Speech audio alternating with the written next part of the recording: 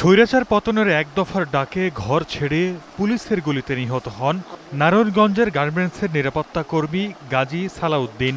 তার পরিবারের সঙ্গে দেখা করতে সিদ্দিরগঞ্জে এনসিপির আহ্বায়ক সহ নেতাকর্মীরা। এ সময় সালাউদ্দিনের স্ত্রীর সঙ্গে কথা বলেন এনসিপির আহ্বায়ক নাহিদ ইসলাম। খোঁজ খবর নেন পরিবারের। পরে সাংবাদিকদের সঙ্গে সমসাময়িক রাজনৈতিক বিষয় নিয়ে কথা বলেন এনসিপির আহ্বায়ক। জানান, আগামী 15 নভেম্বরের মধ্যে প্রকাশ করা হবে এনসিপির প্রার্থী তালিকা।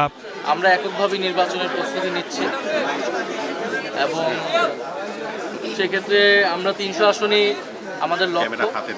তবে যারা ফ্যাসিবাদ বিরোধী এবং গণতন্ত্র প্রতিষ্ঠার লড়াইয়ে অগ্রণী ভূমিকা পালন করেছেন, সেটা খালেদা জিয়ার কথা আমাদের নাসিরউদ্দিন পাটোয়ারি বলেছেন।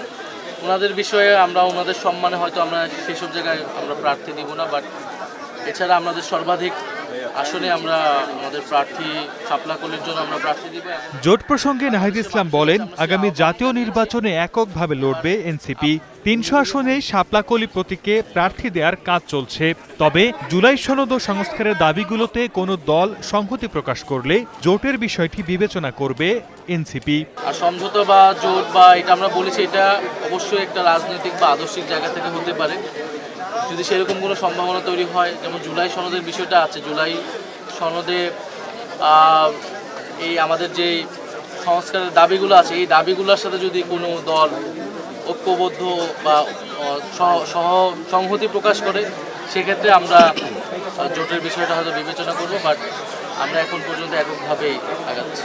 এ সময় জাতীয় নাগরিক পার্টির কেন্দ্রীয় যুগ্ম সদস্য সচিব আব্দুল্লাহ আল আমিন, কেন্দ্রীয় নির্বাহী সদস্য আহমেদুর রহমান সহ অন্যান্য নেতৃবৃন্দ উপস্থিত ছিলেন। পরে গাজী সালাউদ্দিনের কবর জিয়ারত করেন এনসিপি নেতারা।